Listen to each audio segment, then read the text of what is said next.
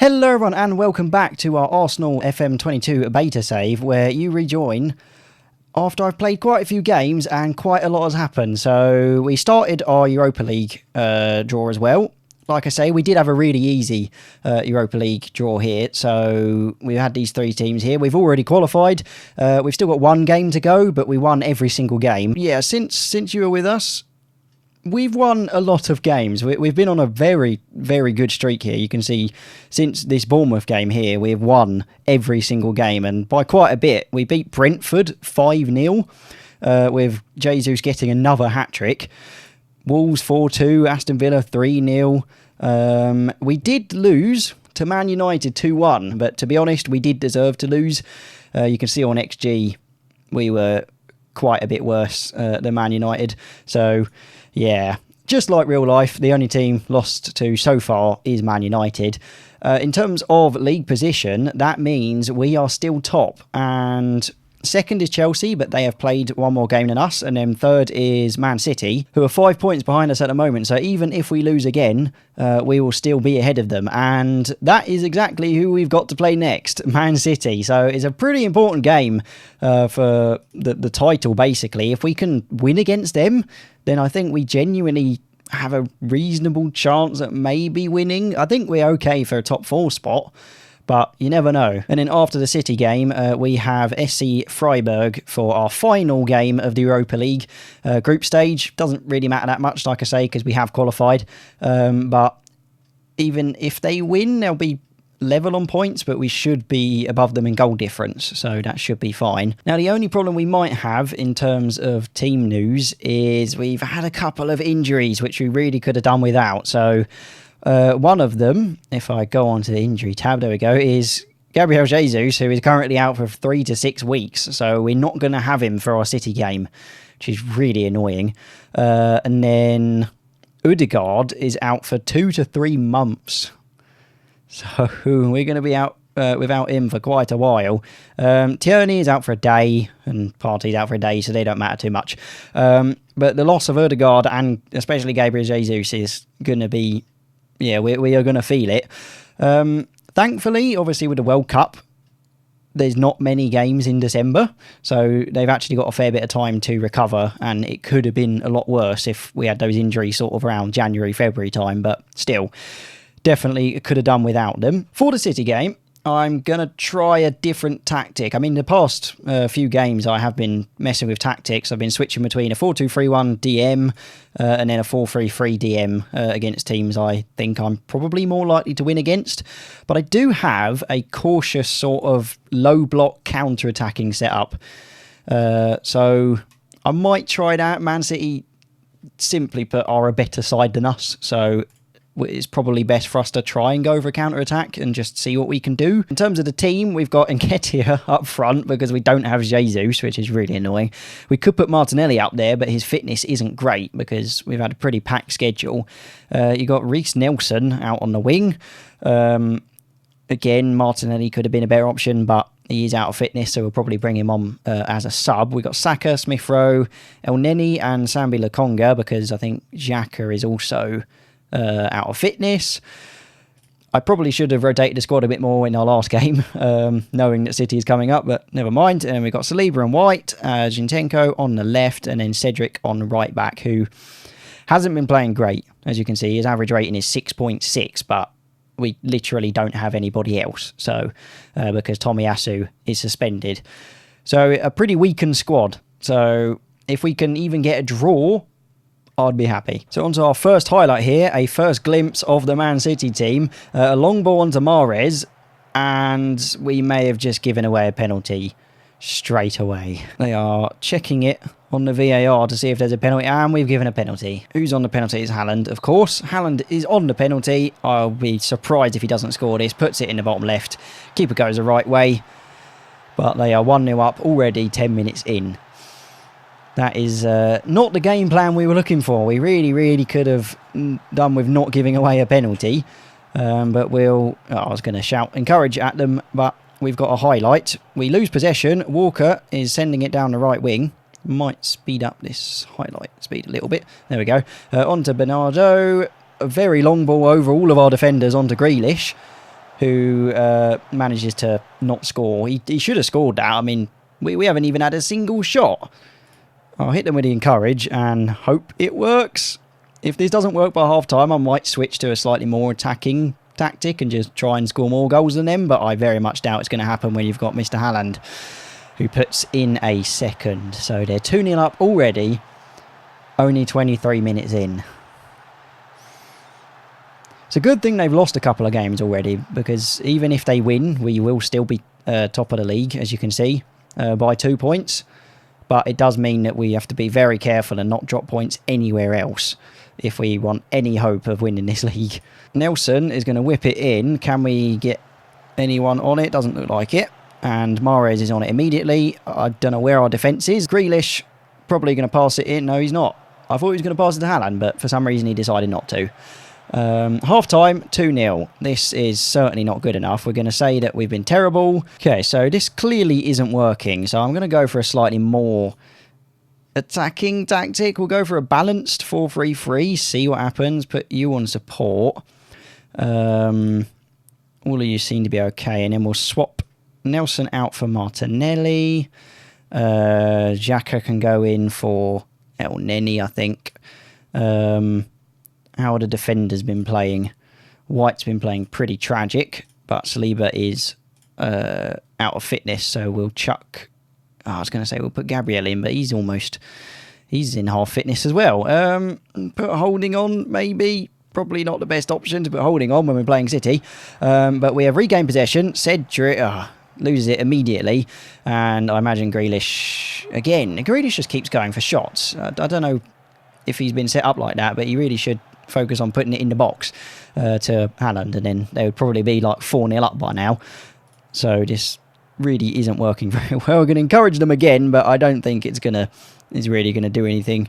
We'll swap Smith Rowe out for Vieira. Vieira's got the ball again. On to Martinelli in the wing. Can Nketiah get a header to it? Doesn't look like it. City appear to be quite happy to just pass it amongst themselves here, doing their possession tactic, until they do a massive long ball onto Mahrez, into Alvarez, and almost scores, but Ramsdale does manage to get a hand to it.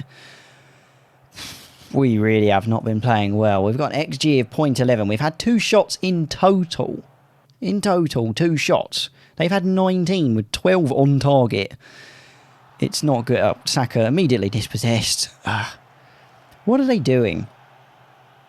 I mean, I know City are a better team than us, but this is really poor. Can we...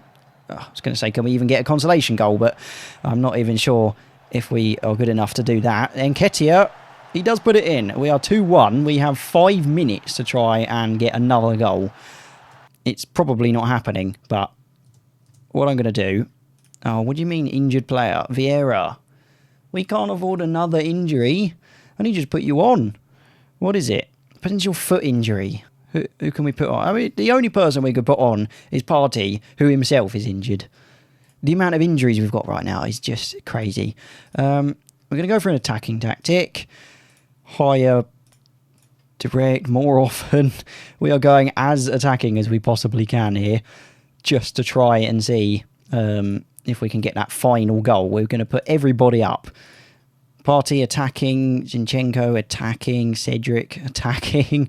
I'm going to confirm the changes and just hope we can do something in the last 5 minutes. I'm going to encourage them, and you never know.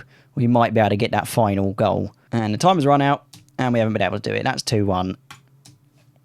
Wasn't really expecting to win, but I was expecting perhaps a slightly better performance, but we are still top of the league by 2 points.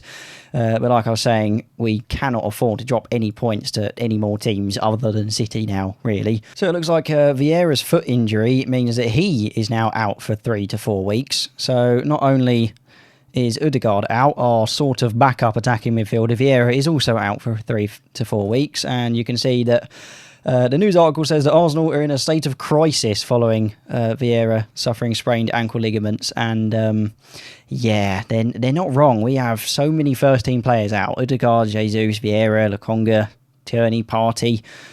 It's not looking good. We do have 5 days until next match, so they've got a little bit of time to rest. But we'll see what happens there. I'll probably play that one off camera, and then we will come back either against West Ham in the Premier League or Chelsea in the Carabao Cup. So we are back for the West Ham game, and you can see they have not been on the best form. They are down in 12th. They've lost 7 games, mainly to the big teams, to be fair. I mean, they've played Chelsea, City, Tottenham and Liverpool. I suppose you can count Newcastle in that at the moment. They are 7th. So hopefully we should be able to get a decent result from this. We kind of do need to as well because... hold on. Wait a minute. City, 15 games. And... What did they lose? Or did they draw or something? They drew their last Premier League game against Leeds. Oh, well, that helps us a lot because it means that even with a game in hand, we are still top of the league, which is mad. City have been dropping so many points. I mean, you'd expect them to have been better. They've had 4 draws, 2 losses, and Haaland hasn't been amazing. I mean, he has had an average rating of 7.4, but he's only had 16 goals in 20 games. That's pretty much on par with Jesus, who's had 15 in 14. I mean, he's had better average rating, so don't know what's happening with Haaland, but that certainly does help us that they drop points against Leeds, who are 17th. So yeah, they certainly wouldn't have been happy with that. Chelsea have been on a crazy form though. I mean, they're actually above City now in terms of points. And if I go onto their schedule, you can see that they have been on a huge run of form, beating Real Madrid 2-0. But in terms of our team, our last game that we played was against Freiburg. We won 4-0. I played a pretty strange lineup for this game. I had to rotate the squad. So you had Nelson on the right wing. I had Benjamin White as a midfielder, which is a bit strange. But probably the highlight of the game is some random youth guy who I thought I'd bring on at the end called Cal Kenyamo actually scored. He is an 18-year-old youngster with a 3 silver star. The man is awful as a first-team player, obviously, but somehow he managed to get himself a goal. On to our game, we have West Ham up next. Actually, no, first, I have made a couple of transfers. So I've bought a guy called Marcus Leonardo from San, who is a Brazilian team, obviously. We haven't got the name fixed yet. That stops it being abbreviated letters, so I don't actually know what their team is actually called. But, yeah, we brought him in. He's a 19-year-old Brazilian. In terms of reports, he's got 2.5-star current ability and potentially 4.5-star potential. And we are bringing him in for 12 million and then up to 17 million. Assuming the work permit works, we are bringing in this guy, Isahaku. I'm just going to call him Abdul. Bringing Abdul for barely any money, only 2.4 million. And this guy is also pretty much a wonder kid. Yeah, and he's got 2-star current ability and 5-star potential. So if this guy develops, then we have done an absolute steal. Because I did notice that they were upset that we hadn't signed players under the age of 18 for the future. I mean, technically, neither of these guys are under 18, so I don't know if that will help. But yeah, we've signed a couple of hopefully good potential guys. I mean, Marcus Leonardo is described as a wonder kid by the media, so hopefully he should develop into a very good player for us. But we play West Ham. Man United play Crystal Palace. They should win that. Brighton, Wolves, that's probably going to be quite tight. Oh, never mind. Brighton are all the way down in 19th, so maybe not as tight as we thought.